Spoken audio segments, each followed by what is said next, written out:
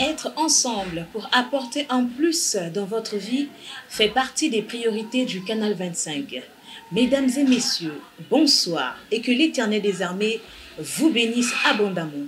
L'arrondissement numéro 6 Ngoyo, l'un des quartiers de la ville Océane, la ville de Pointe-Noire, nous reçoit ce soir avec ce beau décor de l'espace Solidarité Santé Angèle Patricia, avec ce bruit de la nature que vous devrez comprendre que Asla et nous est universel. En tout cas, je suis Senvish Poiti et je suis ensemble avec l'invité principal de cette émission, Papa Charles Mikungi Lundu, encore connu sous le nom de Nkipis, responsable de l'association Luzolo Amour OPH. Grande est notre joie d'être ensemble avec vous ce soir. Le thème de ce soir, c'est le chrétien, l'être ou le paraître. Le chrétien, l'être ou le paraître. On va le développer ensemble avec vous ce soir. Nous avons préparé des questions pour éclairer la lanterne par rapport au thème de ce soir. Avant tout, nous allons saluer chaleureusement notre invité. Bonsoir, Papa Charles. Bonsoir, Madame la journaliste, et puis très heureux de vous recevoir. Vous avez bien fait de le souligner que nous sommes dans un milieu tellement public parce que nous sommes non seulement un carrefour, mais nous sommes aussi dans l'enceinte d'un établissement hospitalier. Raison pour laquelle il y a des bruits de fond. Donc vous avez bien fait de le signaler dès le départ. En tout cas, très heureux de vous recevoir dans ce cadre et que Dieu soit avec nous, que Dieu accompagne le partage que nous voulons donc en son nom, puisque vous savez que chaque fois que nous nous présentons devant les auditeurs, devant les téléspectateurs, c'est avec cette ferme volonté d'avoir l'assistance de Dieu avec nous pour nous faire le rappel d'un certain nombre de détails, sinon nous remettre sur la voie chaque fois que par notre façon de faire, nous nous écartons de la voie de Dieu. En tout cas, que Dieu soit avec nous. Et une fois de plus, je vous souhaite la bienvenue parce que quelque part, vous avez parlé de l'arrondissement 6 Ngoyo.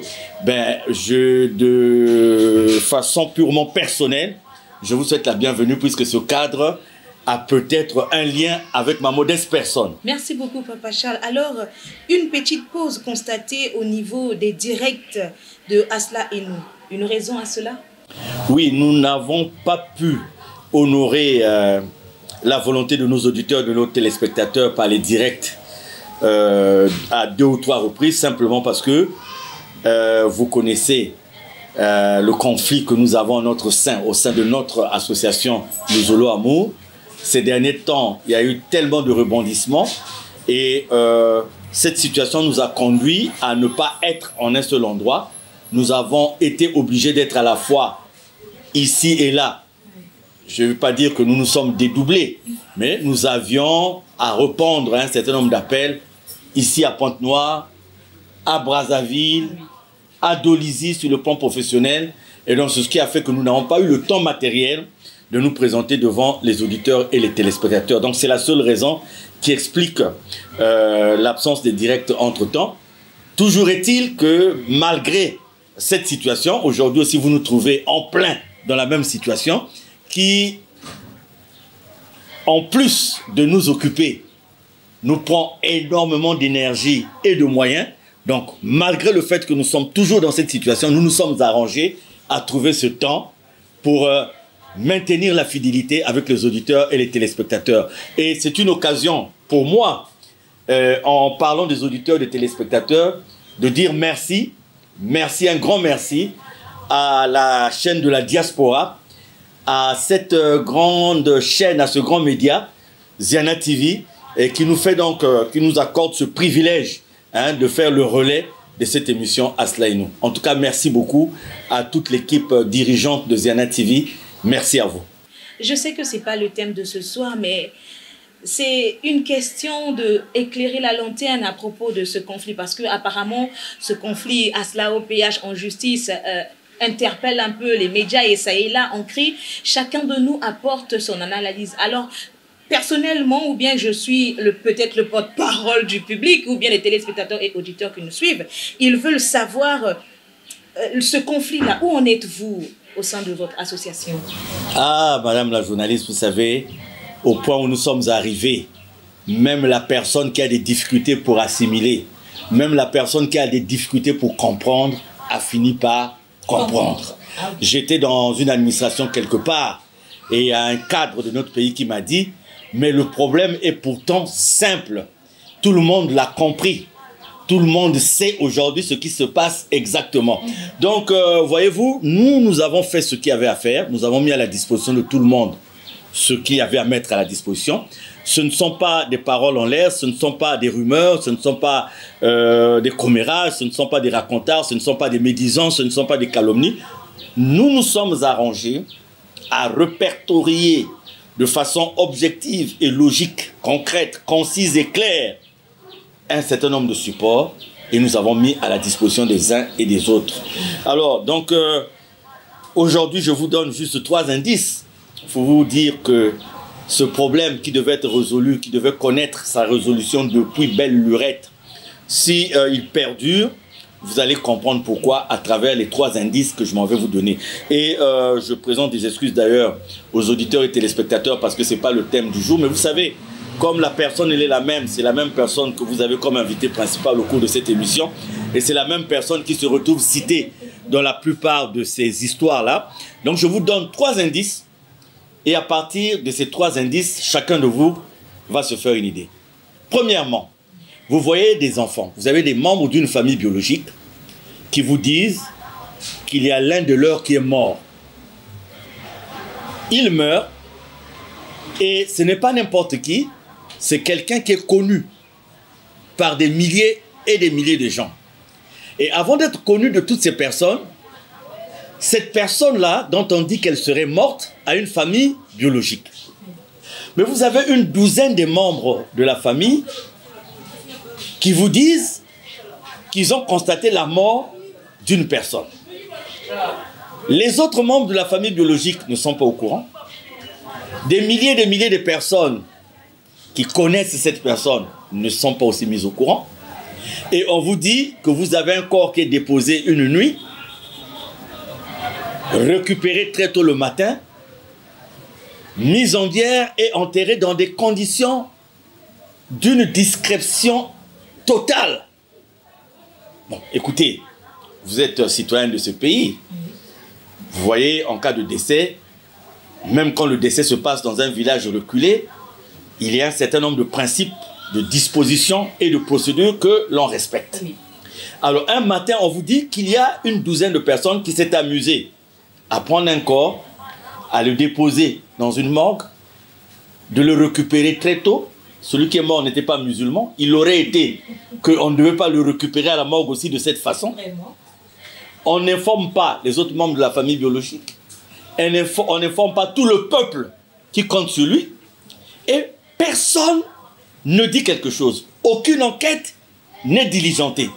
Et 10 ans après, on vous dit qu'on est allé exhumer le corps. On exhume le corps avec des autorisations. Mais pour accorder ces autorisations, les gens étaient en droit de poser la question de savoir à ces gens-là, mais le corps que vous exhumez, il est mort quand? Enfin, le monsieur est mort quand? Pourquoi il a été enterré à la sauvette? Avoir une procédure d'enquête. Voilà. Donc c'est ça c'est l'indice. Hein? Ce que je vous donne de... On dit tout d'abord. Hein? Tout d'abord. Donc il y a ça. Donc on va exhumer la personne et si elle était réellement décédée, elle est décédée de quoi?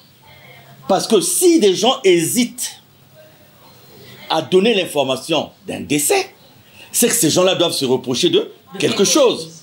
Nous lisons aujourd'hui sur le bouquet Canal, nous avons une chaîne qui est là, nous avons beaucoup de chaînes qui nous parlent des enquêtes criminelles, des dossiers criminels.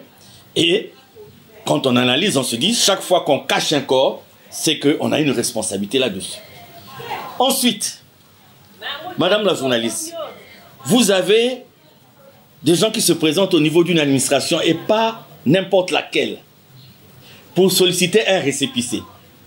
On vous dit que le même jour, ils déposent la demande de récépissé et le même jour, ils ont le récépissé.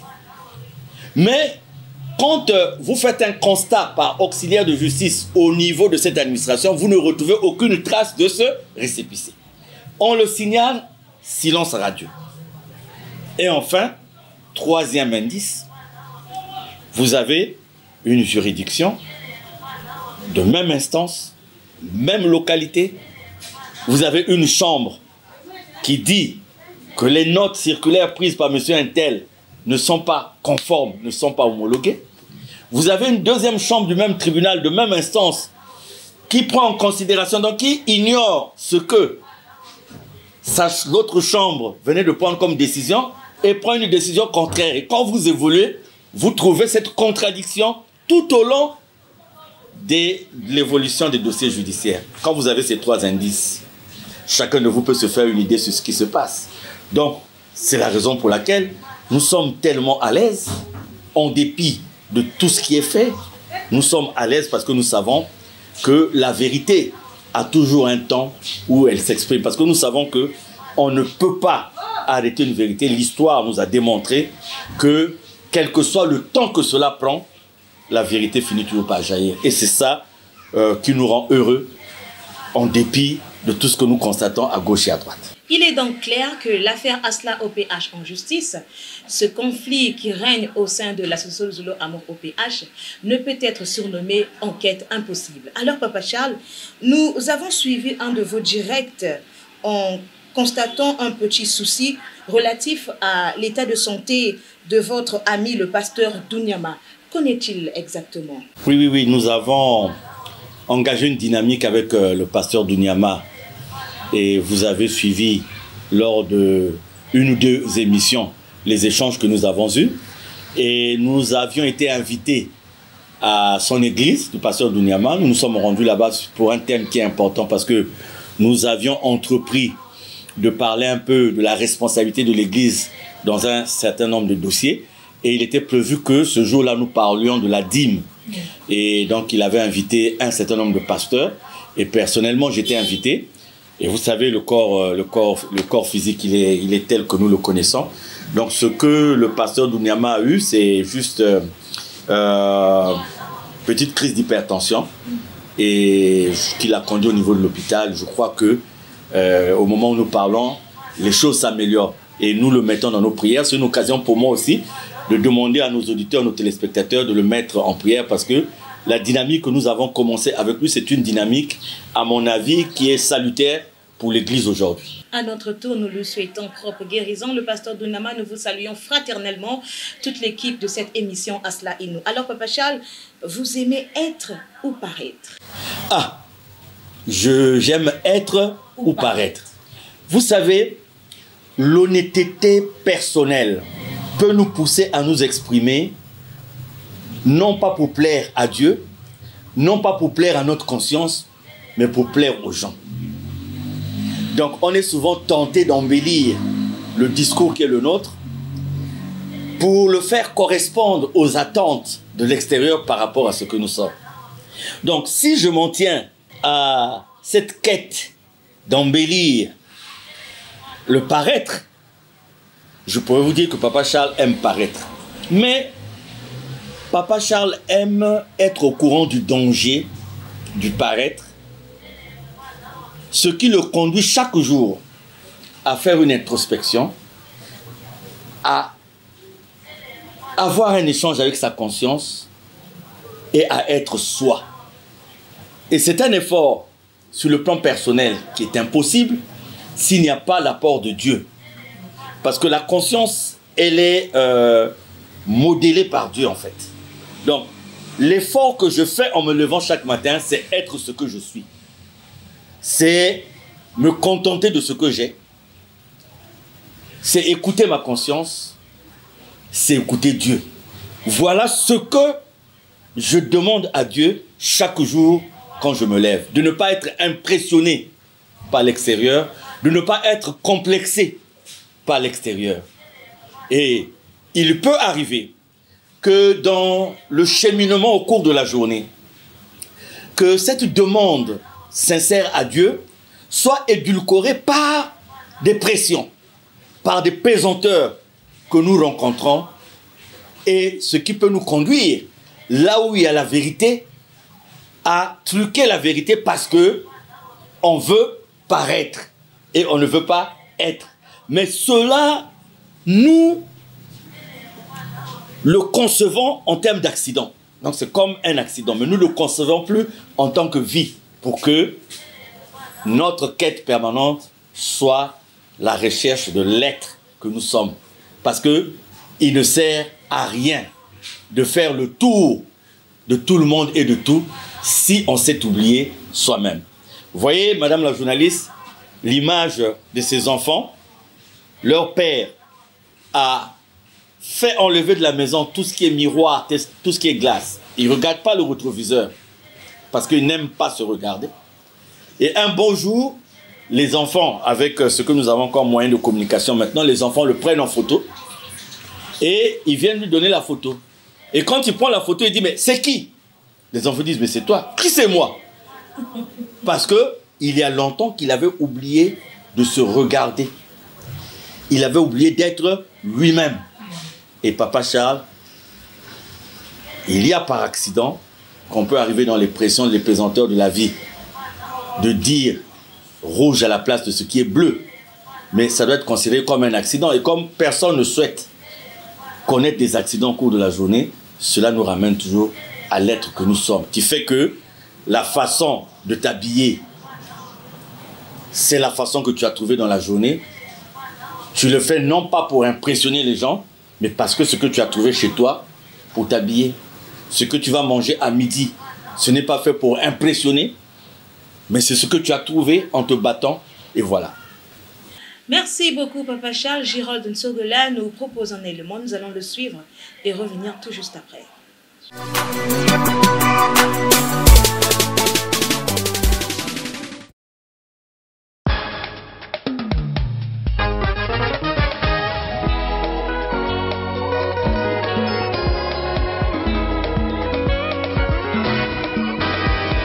Life is precious, you must make it worthy. Battez la bombe, les anatina. Alléluia, c'est la méfiance. La confiance n'exclut pas le contrôle. Mosmobalito mi batela. Mosmobalito mi batela.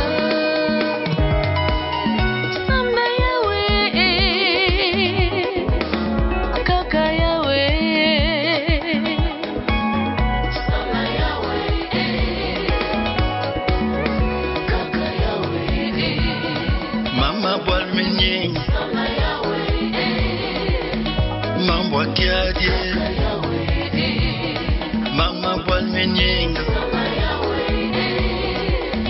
Mambo Angolo La vie un don précieux, prenons soin de nous. Soyons conscients.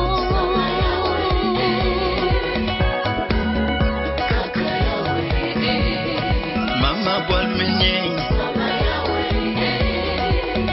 Mambo Kiadie Mama Walmenyinga Mambo Angolo I wish you good luck, Batila Bomo. I wish you good luck, philosophie du Yahweh.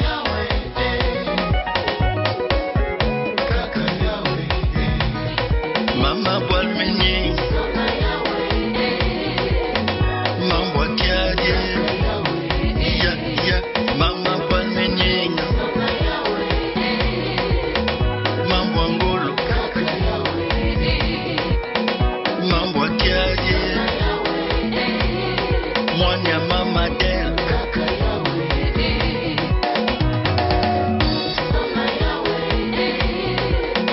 Mambo Angolo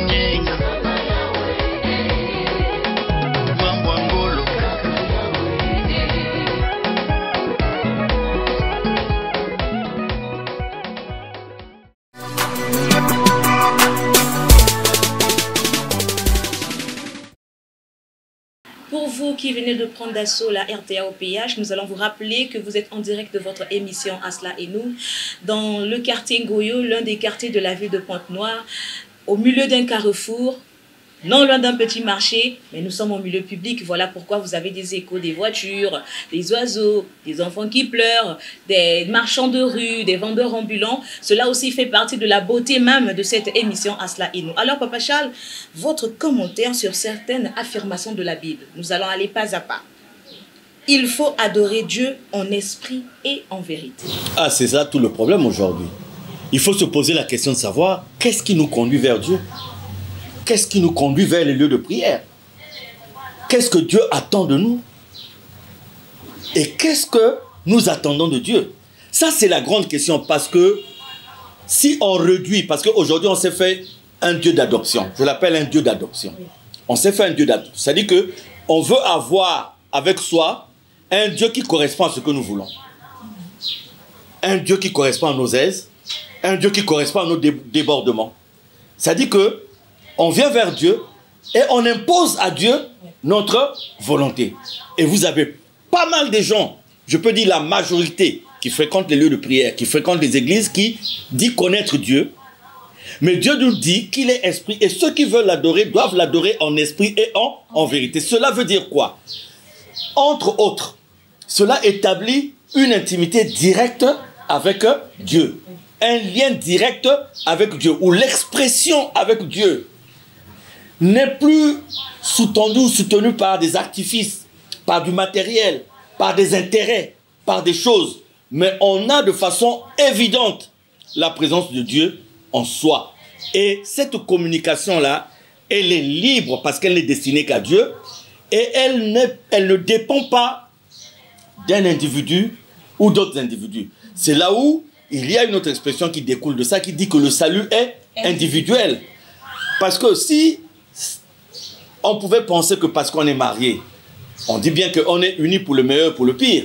Mais quand nous irons rendre compte à Dieu en quittant cette vie sur cette terre, le compte rendu ne sera pas lié à notre filiation, ne sera pas lié au degré d'amitié que nous avons eu avec les autres, ne sera pas lié à l'esprit de groupe parce que nous étions dans tel groupe et que tout le groupe là ira au paradis ou ira en enfer. Donc Dieu est esprit, il faut l'adorer en esprit et en vérité dans toute la sincérité.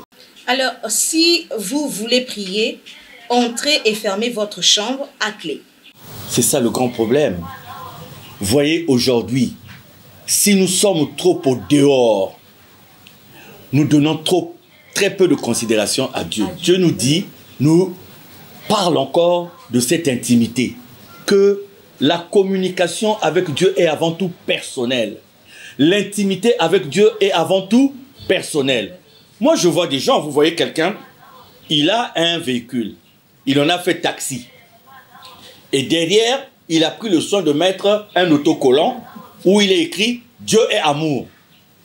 Mais vous voyez le propriétaire de ce taxi qui prend la femme du voisin, dans son taxi et il s'en vont dans un hôtel. Et la voiture est garée à l'hôtel, le monsieur lui-même marié est à l'hôtel avec la femme du voisin et le taxi c'est écrit « Dieu est amour ». Donc en fait, lui il a écrit parce qu'il veut s'identifier, il veut que tous ceux qui vont lire puissent savoir qu'il est un enfant de Dieu. Mais dans la réalité, voilà ce qu'il est en train de faire. Donc, c'est pour cela que Dieu dit que ceux qui s'identifient à lui, en esprit et en vérité, doivent faire l'effort d'être dans cette intimité avec Dieu, où vous avez atteint, vous avez touché la sensibilité de Dieu, et vous écoutez Dieu qui vous parle. Vous savez, vous avez cette impression de Dieu qui vous parle. Vous atteignez la crainte de Dieu qui fait que même là où il n'y a personne, là où il n'y a même pas des oiseaux, vous avez la crainte de faire ce qui est mal parce que ce n'est pas le visible qui est témoin, mais c'est l'invisible qui est témoin. À partir de ce moment, quand vous craignez l'invisible pour la crainte de Dieu, quand vous craignez l'invisible parce que vous savez que Dieu a interdit ça, ça a défendu ça, ça, à partir de ce moment, vous commencez à atteindre cette sagesse qui vous lie intimement à notre Seigneur et notre Dieu. Jésus a assimilé les pharisiens à des tombeaux blanchis. Mais voilà l'être et le paraître. Un grand exemple, un grand symbole, c'est le tombeau. En fait, vous allez aujourd'hui au cimetière, toutes les tombes, toutes les pierres tombales, toutes les fabrications tombales n'ont pas la même forme, n'ont pas la même architecture. Vous trouvez là où la famille n'a pas été capable d'ériger une pierre tombale. Vous voyez nos amis musulmans, chez eux encore c'est plus simple. Ils vont même jusqu'à utiliser le même cercueil. Alors, ce qu'il y a en bas, c'est les ossements. Là où Dieu dit, nous sommes poussière et nous retournerons à la poussière. Donc, même quand vous avez construit une belle villa, sous forme d'architecture tombale, je ne sais pas comment on peut appeler ça, eh bien, la réalité, c'est ce qui est en bas. Et donc, quand Jésus voit les pharisiens qui aimaient prier à haute voix, pour que les gens, non pas pour que Dieu les écoute, mais pour que les gens puissent voir qu'ils prient. Comme dans nos quartiers, des gens qui le matin, le dimanche pour aller à l'église, sont obligés de prendre des grosses bibles comme ça. Et ils les mettent pour qu'ils soient... C'est-à-dire que le sorcier qui a fini de faire tout le mal la nuit, la belle-mère qui ne rate pas un seul instant pour calomnier sa belle-fille, le parent qui ne rate pas un seul instant pour parler du mal de son fils. Le dimanche, ce sont ces gens-là qui vont prendre une grosse Bible par devers eux et pour que tout le monde voit qu'ils vont à l'église. Et voilà les pharisiens qui aimaient prier à haute voix. Les pharisiens qui aimaient donner l'aumône au vu et au su du grand nombre de... Jésus dit, vous êtes des tombeaux blanchis. La preuve en est que quand Dieu se présente devant les pharisiens, ils n'ont pas été capables de le reconnaître. Quand bien même ils ont reconnu ces manifestations, mais par rapport à leurs intérêts, ils n'ont pas voulu reconnaître qu'il était Dieu. Et Jésus dit des pharisiens qu'ils sont des tombeaux blanchis. Tout est vanité. Ah oui, tout est vanité. Ça, c'est important. Madame la journaliste, permettez-moi de m'appesantir sur ça, chers auditeurs, chers téléspectateurs. Tout est vanité. Si seulement nous savions que sur cette terre, nous étions des passe-outre. Si seulement nous savions que nous sommes venus, nous sommes des pèlerins sur cette terre et nous repartirons vers l'éternel. Il y a des choses que les gens font aujourd'hui qu'ils ne devaient pas faire. Ils ne devaient pas nuire à la vie des autres. Ils ne devaient pas brimer les autres.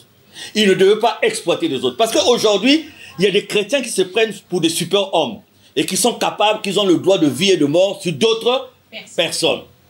Il y a des gens aujourd'hui qui se permettent même de bloquer les avantages des autres. Et ils se plaient, ils se complaient dans cette façon de faire. Tout est vanité, tout passe. Même le plus riche des riches, on n'a jamais vu l'enterrer avec... Nous avons un voisin à Mosenjo qui était tellement avare et tellement mauvais qu'il savait que le jour de sa mort, peut-être, et c'était possible, il savait que les gens n'allaient peut-être même pas s'occuper de son corps. Et qu'est-ce qu'il avait fait, ce monsieur?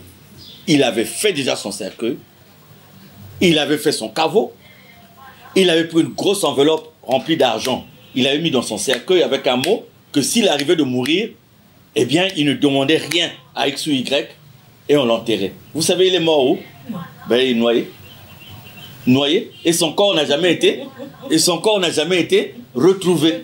Vanité de vanité. Si nous avions souvenance de ça et que chaque jour, cela nous interpelle dans notre tête, franchement, tel que évolue notre société aujourd'hui, il y a des choses qu'on ne peut pas faire aux autres. Hélas, les gens pensent qu'ils ont une existence sur cette terre qui n'aura pas de fin. Les gens pensent qu'ils ont un pouvoir sur cette terre qui n'aura pas de fin. Les gens pensent qu'ils ont de l'argent sur cette terre qu'ils vont emporter d'éternité en éternité. C'est ce qui les met dans des conditions de faire du mal aux autres, dans des conditions de brimer les autres, dans des conditions de maltraiter les autres. Alors si on savait que tout est vanité, cela devait nous interpeller et on devait plutôt rechercher la volonté de Dieu dans nos vies de tous les jours. Un prédicateur occidental a dit ceci: j'ai cherché le monde, je l'ai trouvé dans l'église. Et j'ai cherché l'église, je l'ai trouvé dans le monde.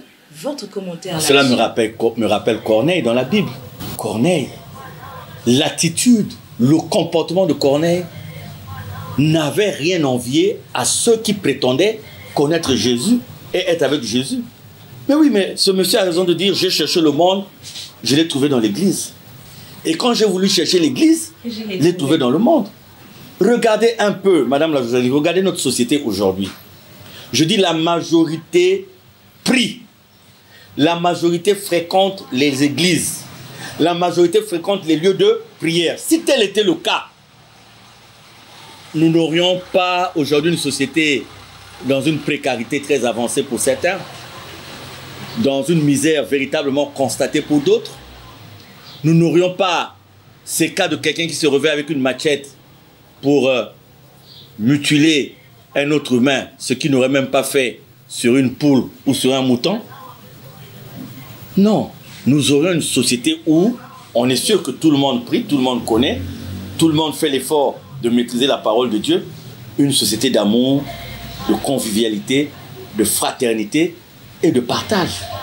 Mais, hélas, aujourd'hui, madame la journaliste, qu'est-ce que nous constatons? Donc, nous avons pris ce qui est de la société, nous avons amené au niveau de l'église. Aujourd'hui, les mots que nous condamnons au niveau de la société, mais nous le vivons au niveau de l'église. Si on parle de la corruption, l'église est corrompue. Je ne juge pas, mais ce sont des faits réels. Vous allez avoir des dirigeants d'église qui n'auront aucune considération pour ceux qui n'ont rien. Les pauvres ne seront pas considérés dans une église. Par contre, ceux qui amènent des grosses enveloppes aux pasteurs, aux dirigeants, ce sont ceux-là qui seront considérés. Le pasteur répondra rapidement à l'appel d'un bienfaiteur qu'à celui d'une pauvre maman qui n'a aucun intérêt devant lui. Aujourd'hui, le vol, l'arnaque, l'escroquerie, l'adultère, la débauche, la fornication, des choses qu'on peut vivre dans la société, nous avons transposé au niveau de l'église. Et aujourd'hui, vous avez des gens qui voient nos comportements, qui voient notre façon de faire, qui se disent à quoi bon d'aller à l'église, puisque ceux qui ont précédé n'ont pas changé. Maintenant, imaginez qu'un ivrogne, un soulard, fréquente un lieu de prière et qu'on se rende compte qu'il ne boit plus comme avant, qu'il ne se saoule plus comme avant. C'est ça qu'on attend. Imaginez quelqu'un qui est là tout le temps en train de taper ses enfants, de taper sa femme. À un moment donné, on sent que il fréquente maintenant un lieu de prière. Il devient gentil, il devient pondéré, il ne tape plus. Ceux qui sont autour vont dire, ah oui, il y a intérêt à aller prier parce qu'on a vu le changement sur les. Mais si tous les jours, c'est une église de scandale, tous les jours, c'est une église de problèmes, d'incidents, d'accidents, de couacs, il y a des gens qui diront, je préfère rester là où je suis, croire à mon Dieu, que d'aller dans une église qui va me pervertir. Dans une église où j'arriverai, j'étais pas dans la débauche, je veux me mettre dans la débauche. J'étais pas un ivrogne, je veux devenir ivrogne, le cas de Luzolo, où nous prenons la pyramicine, où les gens ont exagéré. Vous voyez? Donc oui, il y a dans le monde les gens qui ont la valeur de ceux qui devaient être dans l'église. Et malheureusement, il y a dans les églises des gens qui ont amené les schémas du monde. Vous voulez insinuer que les lieux de prière ne sont pas des lieux appropriés pour servir Dieu? Mais non, la volonté de Dieu n'était pas ça. Quand vous voyez l'église primitive, s'il faut l'appeler comme ça, c'était un lieu de confraternité, de partage, d'échange. Quand on disait, tout le monde, ils mettaient tout ce qu'ils avaient en commun et se le partageaient. Et il y avait cet esprit. Aujourd'hui, on ne dit pas que c'est mauvais d'aller à l'église, mais l'église présente un risque. Dans le sens que si l'église ne répond pas à la volonté de Dieu, le risque c'est quoi? C'est qu'on va avoir des gens qui viennent à l'église et qui vont subir la pression de l'église. Bon, ils étaient avant et ils vont devenir mauvais. L'émission précédente, nous avons suivi le pasteur Dunama vous conseiller sur la prise de conscience. Alors, quel est donc le rôle de la conscience dans la vie de chacun de nous? Ça, c'est le grand problème. Vous savez, l'orgueil, le moins, un certain nombre de choses nous empêchent de faire un exercice important que Dieu nous recommande. Ça s'appelle l'examen de conscience. L'examen de conscience doit être une chose permanente, madame la journaliste. Vous avez passé la journée, Dieu vous a accordé le privilège d'être sur le lit et de dormir. Avant de dormir, vous avez fait votre prière et vous demandez à Dieu, Seigneur, parce que l'examen de conscience, il ne faut pas le faire avec notre propre intelligence. Il ne faut pas le faire avec notre propre sagesse. Ça n'aboutira absolument à rien. Seigneur, je vais dormir. Je veux que tu me parles. Qu'est-ce que j'ai fait de bien? Qu'est-ce que j'ai fait de mauvais? De façon à ce qu'en me réveillant, je puisse m'améliorer. l'examen de conscience. Beaucoup d'entre nous ont refusé d'écouter leur conscience. Beaucoup d'entre nous ont fait de leur conscience des ennemis. Pourtant, la conscience, nous l'avons. Nous la trimballons en longueur de journée. Mais nous avons fait de nos consciences des ennemis. Raison pour laquelle, quand la conscience veut nous interpeller sur ce qui est juste, eh bien, l'ego, le moi, l'orgueil a fermé toutes les portes. Pourquoi nous soignons notre apparence au détriment de notre être? Ah ben voilà, madame la journaliste. Mais nous avons parlé tout à l'heure de Dieu qui est esprit. Et ceux qui veulent l'adorer doivent l'adorer en esprit et en vérité. Mais écoutez, là nous parlons de chrétiens. Nous ne parlons pas de ceux qui ne connaissent pas Dieu. Nous voulons nous adresser à ceux qui connaissent Dieu. Parce que, à quoi bon s'adresser à ceux qui ne connaissent pas Dieu? Parce qu'ils ont déjà cette excuse. Mais pourquoi les chrétiens prennent beaucoup de temps à être dans le paraître, à soigner le paraître au détriment de l'être? C'est parce que ils ne savent pas, ils ne connaissent pas ce que Dieu attend d'eux. Ils ne connaissent pas Dieu aussi peut-être, je ne juge pas. Parce que si nous acceptons Dieu, et nous acceptons ce que Dieu attend de nous, mais nous devions faire des efforts pour que nous correspondions à ce que Dieu veut de nous. Et nous allons comprendre que ce que Dieu veut de nous, ce n'est pas ce que nous voulons démontrer aux autres. Ce n'est pas ce que nous voulons montrer aux autres. Aujourd'hui, le complexe a conduit les gens à faire quoi? À faire du n'importe quoi. Parce qu'on est sorti de soi. On ne cherche plus à faire cette introspection. Est-ce que ce qui nous conduit? Et donc, voilà. Donc, on vient, on prend le temps de préparer la tenue. Depuis le lundi, on fouille la tenue, la bonne, parce qu'on va aller épater les gens à l'église. Parce qu'on a l'idée d'aller à l'église, pas pour aller rencontrer Dieu. Mais on ne veut pas aussi rater l'église. Parce que c'est devenu une habitude. Parce qu'on va aller voir X, on va aller voir Y. Et vous avez l'église aussi. S'il y a des paramètres qui sont rentrés dans l'église qui ne sont pas de Dieu, eh bien c'est une église mondaine. Et c'est normal que pour aller dans une église mondaine, que les gens soignent le paraître au lieu de soigner l'être. Et c'est tout à fait... Regardez, il y a une dame qui a acheté ce qu'on appelle l'espèce de tirelire, hein, là où on met les... Vous savez, ce genre de caisse où on met des pièces. Oui. Et elle s'est dit que chaque dimanche, quand elle va à l'église, elle prend un bout de papier, elle met dedans. Pour être sûre qu'à la fin de l'année, quand elle va compter, le nombre de bouts de papier va correspondre au nombre de dimanches. Et là, elle sera sûre qu'elle n'a pas raté un dimanche pour aller à l'église. Et c'est ce qu'elle fait. Chaque dimanche, elle prend, elle met. Chaque dimanche, elle prend, elle met. Et à la fin de l'année, quand elle ouvre la caisse, il n'y avait que 3 papiers. Mais elle a dit, mais c'est pas vrai. Je n'ai pas manqué un seul dimanche. Je n'ai pas manqué un seul dimanche. Mais comment se fait-il qu'il n'y a que 3 papiers? Et quand elle dort, c'est comme dans un songe, c'est comme dans une vision. Dieu lui dit, mais oui, ma fille, tu es venue tout le temps à l'église, plus de 50 fois. Mais il n'y a que 3 fois où tu es venu à l'église en esprit et en vérité. Il n'y a que 3 fois que tu es venu à l'église pour me rencontrer. Les autres fois, parce que tu avais une nouvelle tenue. Et l'autre fois, tu avais des nouvelles fonctions. Donc, il fallait aller fêter à l'église. Donc, on lui a cité tout ça. Mais elle a pleuré. Mais c'est un exemple qui explique bien ce que, qui embellit la réponse à la question que vous avez posée. Alors, quelques faits concrets qui ont motivé ce thème, Papa Charles? Oui, parce que nous vivons dans une société où il y a le refus de soi. Il y a des gens qui ont même refusé leur langue maternelle. Parce qu'ils préfèrent adopter une langue maternelle qui, d'après eux, va leur donner des avantages. Il y a des gens qui ont même refusé leur nom. Parce qu'ils ne veulent pas être identifiés comme originaires de là ou là pour ne pas manquer tel ou tel avantage. Il y a des gens qui sont allés même dans ce qu'on appelle l'usurpation de titres. Ici, vous êtes dans un établissement hospitalier. Vous voyez, tout le monde est en blouse blanche. Pour le commun de mortels, il va appeler tout le monde docteur. Mais quelqu'un qui a le souci de son être et qui n'a pas le souci de son paraître, qui n'est pas médecin, quand on va l'appeler docteur, il va dire non, non, non, je ne suis pas docteur. Mais quelqu'un qui a le souci de son paraître, quand on va l'appeler docteur, ah oui, bonjour. Et vous avez plein de gens comme ça qui vivent dans une usurpation de titres, de qualité et de fonction permanente. vous avez des gens qui n'aiment pas montrer là où ils vivent. Parce qu'ils ne veulent pas que les gens puissent voir là où ils vivent. Il y a des gens, ça dit que je peux vous citer un certain nombre d'exemples. Vous avez, une maman me disait, je posais la question à une maman parce que je connaissais sa fille. J'ai dit, mais maman, où se trouve la fille et tout. Elle est toujours avec le monsieur. Elle a dit, hé, papa Tika. Mobali wana, elle est kaka loba. Soka bandi koloba boye fondation. Al bakisi boye mur. Al bakisi du sous ba be vitré. Mais elle est kaka maloba.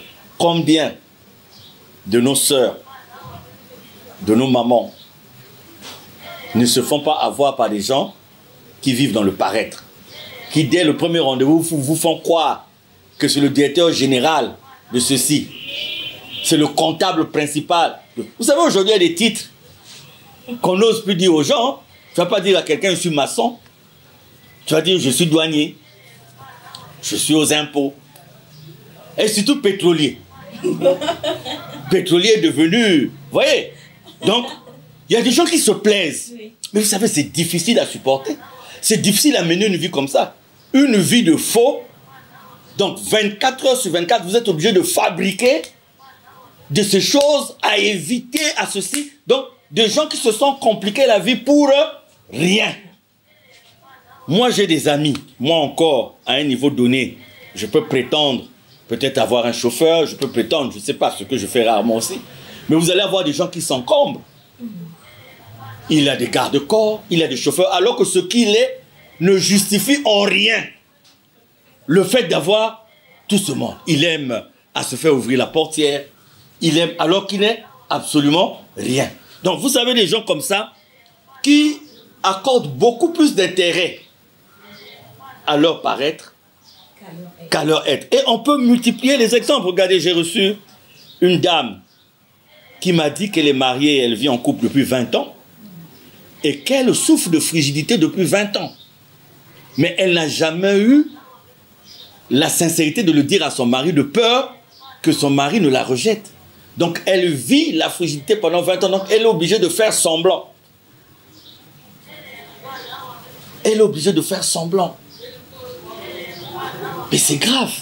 Donc elle souffre non seulement de la frigidité sur un plan physique, mais sur un plan moral. Parce qu'elle me dit, chaque fois qu'il s'apprête pour cet acte, elle est stressée. Parce qu'elle sait qu'elle va souffrir. Mais elle est obligée de cacher cette souffrance. Combien de gens aujourd'hui refusent d'être ce qu'ils sont? Parce qu'ils ont la peur des yeux des autres. Ils ont la peur de ceci. Nous avons fait un thème dans le passé sur le complexe. Le chrétien face au complexe. Mais oui. Mais quand on vit dans le complexe, on vit dans le paraître. Regardez ce papa qui me dit, ah, papa Chalbert Vanab était bien, on était bien à l'époque. Quand il n'y avait pas les téléphones portables. Quand il n'y avait pas les mobiles, je ne sais pas quoi, on était bien. Je dis pourquoi? Il dit, mais on n'était pas en contact avec tous ces emmerdements. Tu revenais des champs, tu avais pris un gibier au piège, madame rentrait déjà avec quelques ignames et tout, le voisin rentre avec le vin de Pâle. Quand vous êtes là le soir au Mbongi, ou si vous êtes hors du Mbongi, vous contemplez le clair de lune, vous avez votre sommeil. Il dit, ce bonheur-là, c'est un bonheur naturel que nous avons tous perdu. Parce qu'il faut faire la course au matériel. Merci, Papa Charles, pour ces précisions. Alors, l'orgueil, le moi, l'ego, des instruments du paraître? Mais bien sûr, bien sûr. Vous savez, il y a des gens qui ont même des fausses identités. Moi, j'ai eu... un jour, j'étais à la maison, on me dit, il y a une famille qui me cherche. Ah bon, qu'est-ce qui se passe? Oh non, mais en tout cas, papa, ils sont là, ils sont moins 6. Je sors. Et c'est une maman, le papa, tout le monde était chaud. Ah, papa Charles, on te respecte, mais on est obligé de venir te voir parce que voilà, il y a ton fils qui est à l'origine de la grossesse que tu vois là, au niveau de notre fille. Mais il y a longtemps qu'on lui demande de venir te rencontrer. Bon. À l'époque, je crois que le seul enfant que j'ai ici, il vit même là-bas à la maison avec sa femme et son enfant. Les autres étaient à l'étranger. Le dernier, il avait, je crois, 7 ou 8 ans. Je dis, ah, grossesse de combien de temps? Maintenant, 2 mois et tout. Je dis, si ça fait 2 mois, donc ça ne peut pas être ceux qui sont à l'étranger parce qu'ils ne sont pas revenus depuis 2 ans. Ah, c'est peut-être... Ah, mais non, lui aussi, je le connais. Je dis, mais c'est qui? Donc, il s'agissait d'un enfant, d'un ami de mes enfants. D'un ami de mes enfants qui a pris mon nom. Même sur Facebook, il a mon nom. Je ne sais pas pourquoi. Et il s'est identifié auprès de cette famille comme étant un fils Mikungi. Et quand je leur demande c'est qui, et j'appelle mon fils et tout, on se rencontre, je leur dis vraiment, je suis désolé. C'est un ami des enfants. C'est un enfant pour moi, oui, mais c'est un ami des enfants. Vous voyez? Des gens qui vivent comme ça. L'orgueil, le moi, l'ego, ce sont des outils, on pourrait dire, ce sont des armes qu'on utilise dans le paraître. Et ce sont des accélérateurs du mode paraître. Ce sont des accélérateurs du mode paraître. Parce que l'orgueil, on paraît. Si on prend une fausse identité, c'est parce qu'on veut se faire voir. Et le moi devait peut-être nous conduire d'abord à être conscients de ce que nous êtes et de ce que nous sommes en nous, de façon intrinsèque. Mais le moi nous conduit plutôt à nous retracter pour toujours chercher à offrir aux autres une image de nous qui n'est pas naturelle, une image de nous qui n'est pas objective, une image de nous qui n'est pas sincère. Regardez combien dans notre société aujourd'hui vivent de l'ego, avec des ambitions démesurées, du paraître. Moi, on a connu le cas de quelqu'un qui a empoisonné son ami, parce que quand ce dernier arrive dans la même entreprise que lui, il excelle par la façon de travailler, parce qu'il était compétent. Et l'autre, qu'est-ce qu'il fait? Il invite quelque part, il empoisonne, parce que la présence de l'autre le dérangeait dans sa façon d'être. Regardez, combien de jeunes qui vont adhérer à des choses qui ne sont pas normales, parce que simplement, ils ne veulent pas être eux-mêmes. Ils ne veulent pas être soi. Moi, je suis dans ma voiture et tout. Quelqu'un me dit, ah, mais papa Charles, c'est qu'il a changé de voiture. Quand tu vas changer cette voiture-là? Mais elle me sert encore. Donc, je ne trouve pas d'utilité. Il dit, mais les autres sont déjà passés à tel modèle, c'est les autres. Mais moi, je ne suis pas les autres, je suis moi-même. Et vous voyez beaucoup se mettre dans le pétrin parce que quand ils engagent une relation avec une personne, ils ont peur de dire à la personne ce qu'ils sont réellement. Et ils vont commencer cette relation comme ça. Et la personne en face d'eux va faire quoi? Va les traiter en fonction de ce qu'ils ont prétendu être. Donc, on va leur demander ceci, on va leur demander cela. Et tu n'es pas ça. Et tu n'as pas ça. Et qu'est-ce que tu vas faire? Tu vas être obligé, toi, de voler et tout pour maintenir le paraître. Et à la fin. Alors, Papa Charles, les conséquences d'une société où les gens ne se préoccupent que de leur apparence. Mais c'est ce que nous vivons actuellement. Les conséquences, c'est quoi? C'est que c'est une société qui vit dans le faux. C'est une société qui vit dans le faux. Et c'est grave, si nous avons pris le thème l'être, le paraître, je dis, nous n'irons peut-être pas dans le monde, dans la société. Mais ce qui fait peur, c'est que le paraître semble prendre le dessus dans les lieux de prière. Semble prendre le dessus dans les églises. C'est ça, là. Le grand danger se situe à ce niveau-là. Le grand danger se situe à ce niveau. Et vous voyez aujourd'hui les dirigeants des églises, les pasteurs, qui prétendent être des disciples, des apôtres. Mais si on s'identifie à Jésus, est-ce que ce que nous faisons aujourd'hui correspond à ce que Jésus faisait? Jésus s'enrichissait sur le dos des gens qui le suivaient. Jésus faisait la politique. Et on peut citer beaucoup d'exemples, puisque le modèle que nous mettons en face de nous, c'est Jésus. Mais qu'est-ce que nous faisons aujourd'hui? Qu'est-ce que nous retrouvons dans notre société aujourd'hui? Moi, je suis parti quelque part, on me dit non, on attend monsieur Untel. Monsieur Untel, c'est qui? Or, c'est quelqu'un que je connaissais, mais qui a changé de nom. Il n'a plus le nom par lequel moi je l'avais connu. Il a pris un autre nom. Et quand il arrive là où nous étions 4 points cardinaux à Dolisie, je dis, oh, mais il était gêné. Oh, monsieur Untel, c'est toi. Mais moi, je le connaissais sous un autre nom.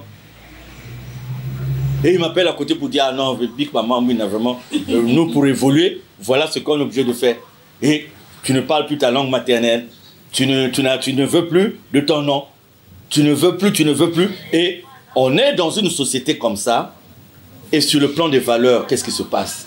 On rentre dans les anti-valeurs. Et l'Église qui devait imprimer une marque pour la société, voilà là où nous nous retrouvons aujourd'hui. Malheureusement, l'être et le paraître. Beaucoup de gens veulent paraître. Vous voyez même le premier rendez-vous qu'un homme va donner à une femme. Vous pouvez vous rencontrer de façon naturelle. Mais parfois c'est dans la journée où l'un de vous va aller acheter de nouveaux vêtements, de nouveaux habits pour impressionner au premier rendez-vous. Mais il faut être tel que tu es et démarrer la relation dans ce cadre-là. Parce que quand vous mettez les artifices que vous n'aurez plus après, ça sert à quoi? Il y a des gens qui vont même hésiter d'amener l'ami, la copine qu'ils viennent de rencontrer chez eux. Parce qu'ils trouvent que les conditions n'y sont pas. Il faut à l'hôtel. Mais il faut l'amener chez toi. Comme ça, si elle veut vraiment de toi, elle va t'accepter dans les conditions dans lesquelles tu te trouves. Ben oui, madame la journaliste. Pour ne pas que trop tard tu découvres qu'elle était matérialiste, qu'elle était ceci, il faut être dans les conditions naturelles exactes dès le départ. Il faut dire la vérité dès le départ. Il faut dire qui on est dès le départ. Alors, Papa Charles, comment soigner son être? C'est Dieu. Pour nous qui prions, c'est un examen de conscience permanent. Je vous dis, quand nous sommes nous-mêmes, nous pleurons même sur certaines de nos actions. Parce que nous nous rendons compte que ce que nous avons fait n'était pas bien. Nous qui sommes dans les milieux, dans les établissements hospitaliers, vous voyez que la veille, vous avez invité les gens, des amis dans un restaurant, et vous êtes allé à des dépenses de 100 et quelques mille. Quand il vous arrive dans un restaurant de prendre du champagne et tout, vous arrivez le matin, vous voyez qu'on a amené un enfant en urgence et la famille n'a même pas 3 000. La famille qui a amené l'enfant aux urgences n'a même pas 3 000.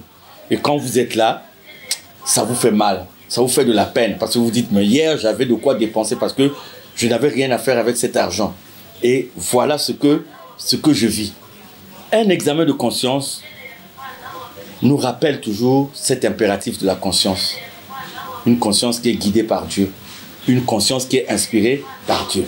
Si on passe le temps à sonner notre être, on va être dans des prédispositions qui feront que on aura du mal à faire ce qui n'est pas bien aux autres. Dieu dit, ne faites pas autrui ce que vous ne souhaitez pas qu'on vous fasse à vous-même. Et soigner son être, il n'y a qu'une seule façon, c'est Dieu. Mais pas aussi le Dieu que nous avons adopté. Je l'appelle le Dieu d'adoption. Chacun de nous se fait son Dieu à lui. Quand ce Dieu-là lui parle de ce qu'il fait de mal, il n'est plus Dieu. Lui, il veut un Dieu qui lui dit, ah, si tu souffres de ça, ce sont tes amis au boulot qui t'ont jeté quelque chose. Ah, c'est dans ta famille. Ah, c'est ce Dieu-là qu'on veut, qui nous montre qu'on a des ennemis, qui sont contre nos intérêts. C'est le Dieu-là qui soutient nos fautes, nos péchés. Mais le Dieu qui vient nous dire vraiment sincèrement ce qu'on doit être, on ne veut pas de ce Dieu-là. Mais tant qu'on ne voudra pas de ce Dieu, on ne pourra pas soigner son être. Il faut rechercher la véritable intimité avec Dieu. Alors, en guise de conclusion par rapport au thème de ce soir, que pouvez-vous dire? Soyez ce que vous êtes, en vous contentant de ce que vous avez, et la vie sera facile pour vous. Moins de stress, moins d'angoisse, moins d'inquiétude. Soyez ce que vous êtes en donnant votre vie à Dieu. Et une fois que vous êtes convaincu que vous faites des efforts pour être agréable à Dieu, acceptez la vie telle que vous l'avez. Et je vous assure, c'est là le secret de la quiétude, de la stabilité, de la sérénité que beaucoup retrouvent dans leur vie. Parce qu'ils ne sont ni complexés, ni dérangés par ce qui se passe à l'extérieur. Merci, Papa Charles, pour ces réponses à nos questions. Un philosophe a dit, l'apparence est un tonneau vide, mais l'être est un habit indestructible. Pourquoi? Il représente les valeurs inculquées par les parents. Vous, chers téléspectateurs et auditeurs, quelle est votre position? Parce que nous avons fait de Dieu un Dieu à un contrat déterminé. Exactement. Tu me donnes, je te donne. C'est un jeu de kiff-kiff. Quelle est votre position? Le chrétien, l'être ou le paraître? Si vous avez trouvé votre position, prenez la résolution. Et ne partez pas seul. Entraînez avec vous tout ce qui vous entoure. Je suis Senvish Poiti, pilote de cette émission Asla et nous. Merci Papacha d'avoir répondu à nos questions. Merci à l'arrondissement numéro 6 Ngoyo et aussi un tout grand merci à l'espace Solidarité Santé Angèle Patricia pour ce beau décor pour cet espace. La technique a été assurée par Beige Pambou et Gérald Songola. En matière de médias, l'heure c'est l'heure. Le rendez-vous est fixé pour un prochain numéro. Au revoir.